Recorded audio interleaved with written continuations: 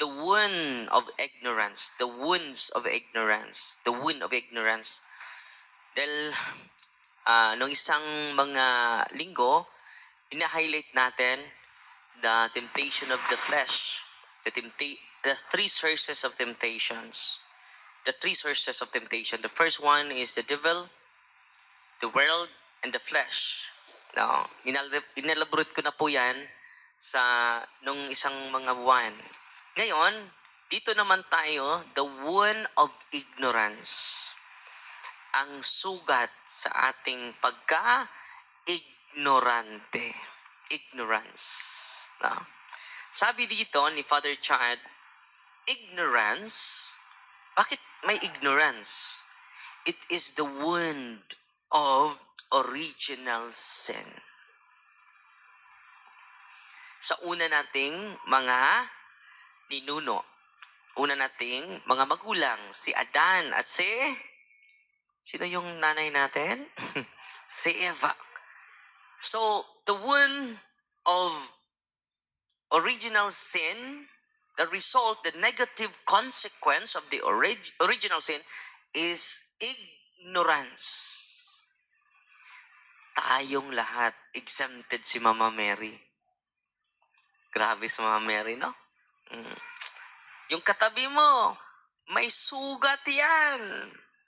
Yan yung consequence sa original sin.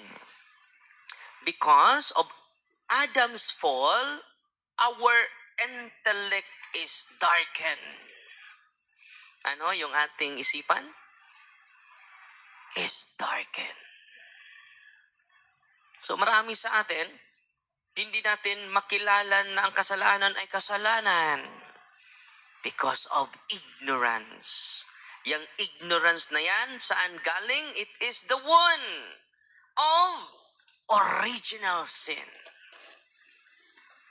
Pati ba pari, Father? Yes, walang, hindi exempted. Si Mama Mary lang nga ang exempted at si Kristo. Yung katabi mo, may sugat yan. Itong naghumili, utruport. Amen? So patuloy tayo. Ang ganda ng, the more we study about the theology, the more we understand ourselves. Amen? Patuloy tayo. We do not naturally see truth clearly anymore. Error comes easily. Maliban na hindi na natin makikita yung katotohanan na malinaw because of the wounds of ignorance, as a consequence of the original sin, error comes easily. Ang mali natin ay madali lang. Sabi ni St. Augustine, the mind of man has been so blinded by sin. Yung kanta, buta kita sa pagpakabana, buta kita sa luha, ugway pulos ang hayag sa atong mga mata kun sa kasing-kasing. Sumpay na? Buta. And it is our reality. Yan talaga yung tunay na nangyayari sa atin. Kaya nga, magulo ang mundo. Magulo ang ating pamilya. Magulo ang buhay mo. Bakit? The mind of man has been so blinded by sin that it cannot see the light until it is healed by grace. Only the grace of God can heal me. Only the grace of God can heal you.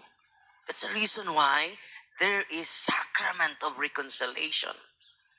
Awa man ko isa, Father. Anong mangumpisal man ko? Wa isa! Bakit? Our mind is so blinded because of the wounds of ignorance. So, intindihan niyo ba ako? Baka nagsasalita ako dito, hindi kayo nakasunod. Malinaw ba yung explanation ni Father Chad? Kino-quote ko yung mga church fathers. Bakit naman ako mangumpisal? Mas makasalanan pa yung paring nakaupo dyan.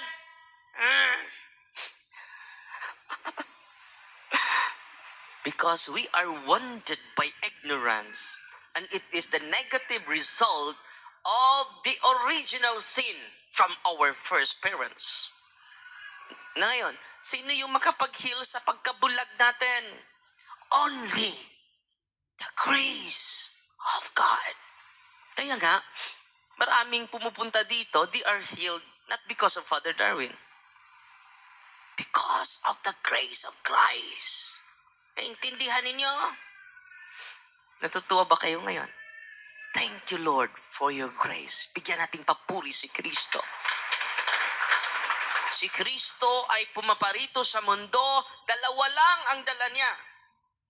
John chapter 1 verse 17, Moses came here to bring us the law, while Jesus bring us the truth and the grace. Wow! Kaya nga, may katikisim tayo. Bakit?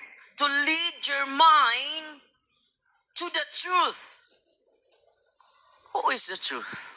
Jesus. I am the way. I am the truth. I am the life. Wala nang iba. Amen. Sunod. Ang ganda ng punto. Isang buwan ito, i-elaborate natin. The wound of ignorance.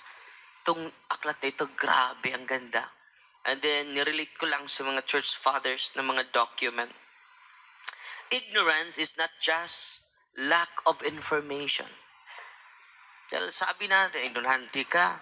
It is not about lack of information. It is a spiritual damage. Ano? It is a spiritual damage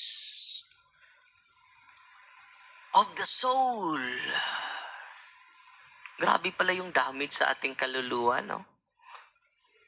And only Jesus is the Savior of the world. Diba, kakanta tayo, Christmas na malapit. Christmas is not about Santa Claus. It's about Jesus, the Savior of the world. It is about Jesus. It is not about Santa Claus. It is not about decoration. It is about Jesus, the Savior of the world. Kaya nga magmisa tayo. From Thursday to Sunday, may misa tayo. Bakit? Si Kristo po yan. I am the bread from heaven. When you go to confession, you receive the grace. But when you receive communion, you receive the source of grace. Wow! Ang blessed ninyo ngayon. Natutuwa ba kayo ngayon? Ang totoo. Si Ate Arsinia from Puerto Princesa, Palawan. Yung sakit niya ay almost 6 years na. Bloated yung kanyang, yung kanyang tiyan. Mabigat yung kanyang katawan. Maraming beses na siya muntik magpakamatay. Dito nalalaman niya yung katotohanan. And she received grace. And she is healed now. Uuwi na sila. December 10. Sa pero yung gastos niya sa mga albularyo. Isang albularyo nga. Consultation fee. 10,000 pesos. Consultation pa yan. Higit pa sa doktor. Grabe naman. Dito walang consultation fee. Libre. Ang sabi ni Kristo, nakatanggap kayo na walang bayad. Ibigay nyo na walang bayad. Yung confession natin, may bayad ba? Wala. Yung Holy Communion, may entrance fee ba dito? Wala. Amen. bigyan natin papuri si Kristo.